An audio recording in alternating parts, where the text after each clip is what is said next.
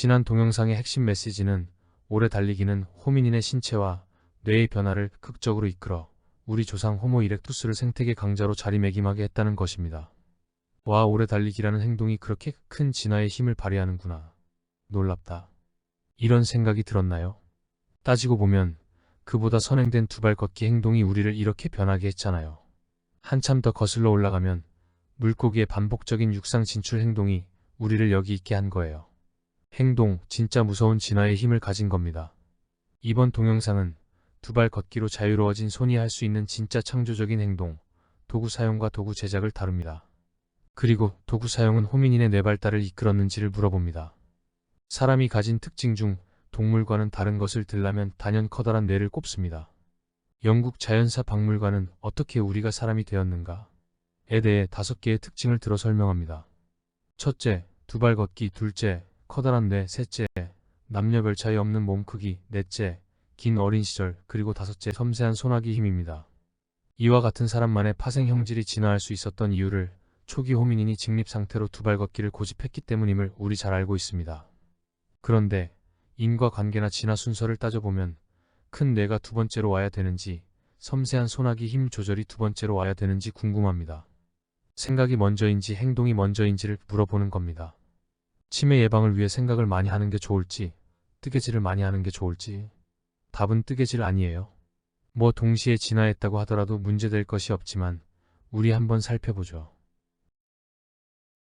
조심스럽게 물건을 집어내고 요모조모 돌려가며 살피고 힘껏 으스러뜨릴 수 있는 능력은 사람만이 할 수 있습니다. 이게 다 엄지손가락 덕분입니다. 엄지는 다른 네 손가락과 다른 방향으로 접어 끝을 서로 마주할 수 있습니다. 또 사람만이 엄지손가락에 힘을 줄 수 있습니다. 그렇기 때문에 손목에 스냅을 주며 물건을 힘껏 던질 수도 있습니다. 던지기는 인간 고유의 필살기로 침팬지는 엄두도 낼 수 없습니다. 침팬지의 엄지는 짧고 가늘며 물건을 잡을 때 그냥 보조용 혹은 받침용으로 쓰일 뿐입니다. 이러한 엄지손가락의 정교한 움직임은 뇌에서 손목, 손가락 각 마디, 엄지손 바닥 둔덕 근육으로 전달되는 신경망이 잘 발달되어 있기 때문입니다. 하여간 인류 계열 호미닌에서 엄지손가락은 손의 진화의 정점이며 뇌의 진화와 맥을 같이 합니다. 손의 진화 타임라인은 도구 제작을 추적하면 알 수 있습니다. 1964년 아프리카, 탄자니아 올두바이 계곡에서 뇌용적이 550에서 680cc 정도로 커진 두개골 화석이 발견됩니다. 뇌는 오스트랄로피테쿠스보다 50% 커진 셈이며 이빨은 작아졌습니다. 눈두덩뼈는 덜 붉어지고 입이 덜 튀어나와 있어 유인원보다는 사람의 두개골에 더 가까워 보였습니다. 중요한 점은 유골은 돌도구와 함께 발견된 것이죠. 그 도구는 조악했지만 일정 방향으로 잘려나가 날카로운 끝을 가지고 있었습니다. 무엇인가 의도를 가지고 만든 것임이 분명했습니다. 이 올드한 석기 제작자 유골을 손을 잘 다루는 사람이란 의미를 가진 호모 하빌리스라 명명합니다. 180에서 190만 년 전에 살았던 종으로 키는 130cm 정도로 오스트랄로피테쿠스보다 조금 컸습니다. 이후로 20여 종 이상의 하빌리스 종이 발견되었으며 가장 오래된 화석은 280만 년 전까지 거슬러 올라갑니다. 2015년 도구 제작 시기가 330만 년 전까지 올라간다는 논문이 네이처에 발표됩니다. 바로 로메키안 도구로 호모 하빌리스가 만들었다기보다는 오스트랄로피테쿠스나 동세대 유사종이 만들었다고 봐야 합니다. 사실 로메키안 도구의 발굴은 고인류학계를 당황케 했습니다. 발굴 장소에 비추어 케냔트로푸스가 제작자일 수 있는데 그렇다면 동시대의 오스트랄로피테쿠스 아파렌시스는 어떠했을까? 아파렌시스의 대표종은 우리가 알고 있는 루시입니다. 얘들 뇌의 크기는 400cc인 침팬지 수준을 조금 넘어선 450cc 정도입니다. 질문은 이렇습니다. 과연 뇌가 발달되어야 도구를 제작할 수 있는가? 또 도구에는 제작자의 의도가 담겨 있는가? 도구를 사용하는 동물은 꽤 많습니다. 그러나 도구를 만드는 동물은 인간이 유일하다고 생각했습니다. 그런데 2016년 브라질 상파울루 대학 연구팀은 카푸친 원숭이도 올드한 도구와 유사한 도구를 만든다는 사실을 네이처에 발표합니다. 원숭이 무리 일부는 의도를 가지고 있는 것처럼 돌을 골라가며 깨는데 전문가 눈으로 봐도 올드한 도구 자체였습니다. 네이처는 이번 연구는 인류의 고고학적 기록에 근원적인 의문을 던졌다고 평가합니다. 당연히 로메키안 도구의 발굴자인 뉴욕 주립대 스토니브룩 캠퍼스의 하만드 박사와 논쟁이 벌어집니다. 도구 제작에 사용된 돌과 도구의 형태, 발굴 장소, 그리고 주변 생태계 등의 차이를 설명하며 자신의 것은 호미닌 작품임을 강조합니다. 그리고 도구 제작은 330만 년 전의 환경 변화에 따른 적응적 행동이라는 증거를 제시합니다. 이에 질세라 2023년 3월 프로피트 박사는 카푸친뿐만 아니라 마카크 원숭이도 견과류를 깨면서 돌조각은 만들어내는데 그 조각들은 의도를 가지고 만든 도구 못지않음을 보여줍니다. 원숭이들의 도구 제작 행동으로부터 다음과 같은 사실을 추론할 수 있습니다. 뇌가 발달하지 않아도 도구를 만들어낼 수 있다. 따라서 도구 제작이 꼭 지능의 대리 증거라 할 수 없다. 원숭이에서 볼 수 있듯이 반복적인 손 사용 혹은 도구 제작 행동은 뇌 발달을 견인하지 않는다. 도구 제작의 기원을 추론할 수 있다. 즉, 초기 호미닌도 어떤 의도나 의지가 배제된 단순 반복 행동에서 나온 부산물을 사용하기 시작하면서 돌도구를 제작하기 시작했을 것이다. 목적 의식을 가지고 행동하게 되면 뇌가 발달할 수 있다. 그런데 뇌 발달이 없으면 목적과 계획을 세울 수 없다. 따라서 뇌 발달이 우선되어야 할 것이다. 그러면 초기 호미닌 화석에서 뇌 발달 증거를 찾을 수 있는가? 뇌 발달의 대리 증거로 다른 무엇이 있는가? 초기 호미닌이 나무에 내려와 돌을 잡고 바위를 내려치다 깨진 날카로운 박편을 여러 용도로 사용할 수 있었을 것입니다. 화석 증거는 사람화 과정에서 오스트랄로피테쿠스 손의 엄지가 길어졌음을 보여줍니다. 그렇다면 어느 정도 잡는 힘을 조절할 수 있었고 망치로 쓸만한 단단한 돌을 한 손에 쥐고 다른 손에 들고 있는 흑요석이나 석영암을 다듬을 수 있었을 것입니다. 그런데 뇌 발달이 없이는 힘을 적당히 주며 전체 모양을 파악해서 잘라낼 부분이 어디인지를 견주면서 목적에 알맞은 도구를 만들 수는 없습니다. 그러면 과연 초기 호미닌에서 뇌영적이 늘어나지 않았다고 뇌 발달이 없었다고 할 수 있을까요? 사실 사람화 과정에 있었던 오스트랄로피테쿠스는 좀 더 똑똑해졌다는 주장이 있습니다. 오스트랄로피테쿠스 두개골 안에 담긴 뇌의 본을 뜨면 용량뿐만이 아니라 뇌의 주름을 어느 정도 판단할 수 있습니다. 뇌본 분석의 전문가인 컬럼비아 대학의 홀로웨이 박사는 오스트랄로피테쿠스 뇌는 침팬지와 크기는 비슷하지만 구조가 달랐다고 주장합니다. 셀람 뇌의 시각 정보 처리 영역 후두엽이 침팬지의 후두엽보다 작고 뒤로 물러나 있다. 같은 부피에서 시각 정보 처리 영역이 줄어 있다면 두정엽과 전두엽이 늘어나 낮은 수준의 사고와 행동이 가능했을 것이다. 결과로 호미닌은 섬세하게 계획적으로 손을 다뤄 도구를 제작할 수 있게 됐다. 반면 플로리다 대학의 팔크 박사는 홀로웨이 박사의 해석에 의문을 제기합니다. 시각 영역이 줄어있는 것으로 보이는 이유는 어린아이 뇌본이기 때문이다. 나중에 크면 침팬지의 특징을 보일 것이다. 또한 시각 영역을 구분하는 고랑, 루네이트 서커스는 뇌본에서 분명하게 나타나지 않는다. 그렇기 때문에 뇌구조 변화를 판단하는 데에 어려움이 따른다. 2020년 첨단 연구 장비를 동원하여 오스트랄로피테쿠스 어린이 두개골 화석 2점과 8명의 어른 두개골 조각을 침팬지의 것과 비교 분석한 결과가 발표됩니다. 나이를 고려하여 뇌성장에 따른 시각 영역의 크기와 위치를 분석해보니 300만 년 전에 오스트랄로피테쿠스의 뇌는 침팬지 뇌와 크게 다르지 않았습니다. 팔크 박사의 손을 들어준 겁니다. 그리고 호미닌 아기는 뇌성장이 천천히 이루어진다는 증거를 확실히 보여줍니다. 어린 시절 배움의 길이가 늘어나 지능이 향상될 수 있다는 거죠. 직립했기 때문에 출산 시 좁아진 산도를 통과하기 위해 호미닌 아기는 침팬지보다 미숙한 상태로 태어난 겁니다. 3,400만 년 전 뇌가 본격적으로 커지기 전부터 사람의 특성을 가지기 시작한 거죠. 지금까지는 당연히 그랬겠지 하며 넘어갔지만 독일 막스 플랑크 연구소 연구진은 300만 년이 넘은 화석에서 그러한 증거를 찾아낸 것입니다. 그리고 이 연구는 우리 이번 동영상 주제에 확실한 답을 줍니다. 두 발 걷기가 침팬지 수준의 뇌를 가졌던 초기 호미닌에게 뇌 발달의 단초를 제공했고 이것이 도구 제작을 수월하게 할 수 있는 호미닌으로 진화하게 한 것이죠. 여기서 한 걸음 더 나아갑니다.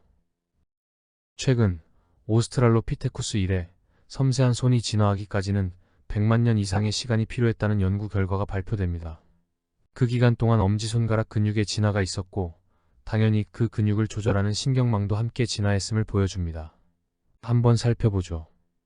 독일 튜빙겐 대학 연구팀은 가상 근육 모델링으로 화석 인류의 엄지손가락 운동 역학과 효율을 분석한 연구 결과를 2021년 커런트 바이올로지에 발표했습니다. 연구팀은 호미닌 화석의 손가락뼈 크기와 형태를 현생 인류와 비교하는 기존 연구 방법에서 벗어나 엄지손가락 근육에 초점을 맞추었습니다.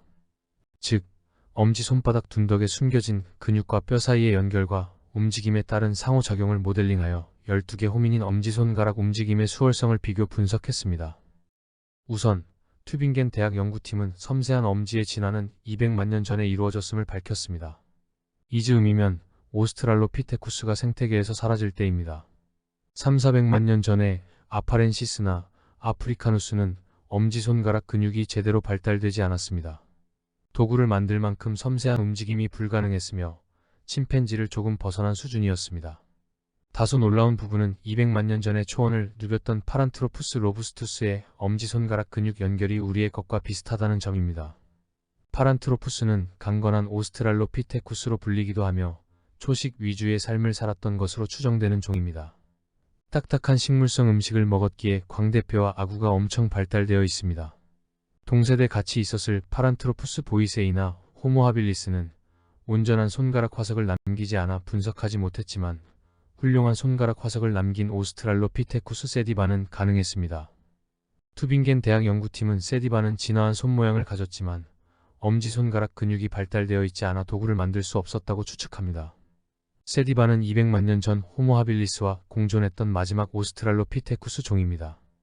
2000년 초 남아공화국 버거 박사팀에 의해 발굴됐는데 뇌용량은 오스트랄로피테쿠스 정도지만 턱과 이빨은 호모 하빌리스보다 진전된 호모 이렉투스에 가까웠습니다. 뇌본 분석을 해보니 비록 용량은 작지만 전두엽이 발달되어 있었습니다. 오스트랄로피테쿠스 마지막 종으로 머리가 좋았다는 거겠죠. 골반뼈는 신형으로 이렉투스처럼 잘 거둘 수 있어 보이지만 발꿈치는 구형, 그런데 발목은 신형입니다. 손은 놀랍게도 신형으로 긴 엄지와 짧아진 네 손가락을 가졌습니다.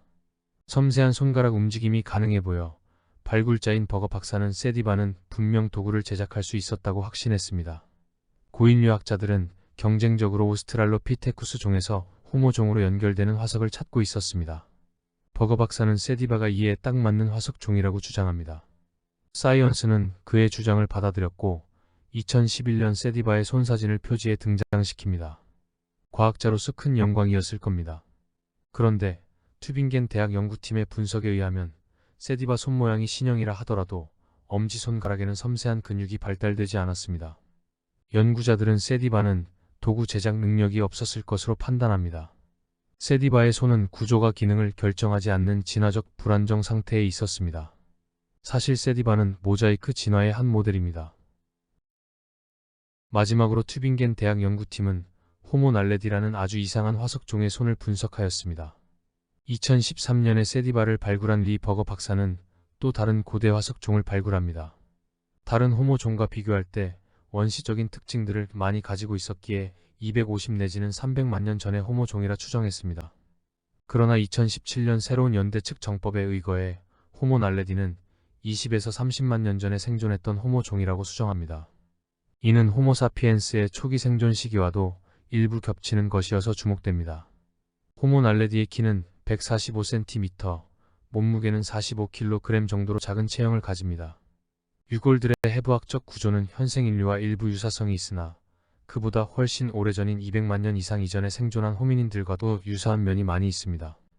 날레디의 뇌용량은 450에서 560cc 정도로 사람의 3분의 1 수준이지만 그 구조는 사람의 것과 비슷한 면이 많이 있습니다. 뇌본으로부터 홀로웨이 박사는 브로카 언어 영역이 발달했을 거라고 판단하지만 그의 라이벌 팔크 박사는 회의적으로 봅니다. 2023년 6월 버거 박사는 SNS를 통하여 날레디는 매장 풍습을 가지고 있었으며 이는 사피엔스보다 16만 년이나 앞선 것이라 전합니다. 하여간 오스트랄로피테쿠스 뇌와는 비교할 수 없는 거죠. 손과 발 모양은 우리의 것과 같습니다. 엄지손가락 근육은? 당연히 우리의 것과 거의 같습니다. 뇌발달이 있으면 그에 걸맞은 손이 진화합니다. 두발 걷기는 인류 진화의 시발점입니다. 두발 걷기 행동이 침팬지 수준의 뇌를 가진 초기 호미닌을 막강 뇌를 가진 사피엔스로 진화하게 했습니다. 행동은 무서운 진화의 힘을 가집니다. 이번 동영상에서는 두발 걷기로 자유스러워진 손이 도구를 사용하고 제작하는 행동을 할 수 있었기 때문에 호미닌의 뇌발달을 견인했는지를 물어보았습니다. 최근 증거는 뇌발달이 먼저 있어야 했으며 또 엄지손가락으로 가는 근육이 자리 잡아야 도구를 수월하게 사용하고 제작할 수 있음을 말해줍니다. 도구 사용은 뇌발달을 이끌지 못했지만 두 발 걷기 행동은 뇌발달을 견인했습니다. 그런데 직접적이 아니라 간접적인, 즉 어미의 산도가 좁아지게 하는 물리적인 제약을 통해서 그렇게 했습니다. 두 발 걷기는 침팬지 수준의 뇌를 가졌던 초기 호미닌에게 뇌발달의 단초를 제공했고, 이것이 도구 제작을 수월하게 할 수 있는 호미닌으로 진화하게 했습니다. 인류 진화 역사에서 도구 제작은 중요한 의미를 가집니다. 사람만이 도구를 만들어 주변을 바꿉니다. 우리 조상이 맨 처음 개발한 테크놀로지는 식성을 바꾸게 하였고, 그로 인한 고칼로리 필수 영양소의 원활한 조달이 뇌발달에 기여했습니다. 도구 제작으로 인류는 환경 압력에 수세적으로 또 방어적으로 대응하던 양상에서 공격적이고 모험적으로 대응하는 양상으로 바뀌었습니다. 그보다 더 도구를 제작하는 과정에서, 그리고 유용 먹거리 정보를 교환하는 과정에서 사회적 인간화가 촉진되었습니다. 도구 제작은 우리를 최고의 먹는 기계로, 그리고 최고의 생각하는 기계로 진화하는 데 초석을 깔았습니다.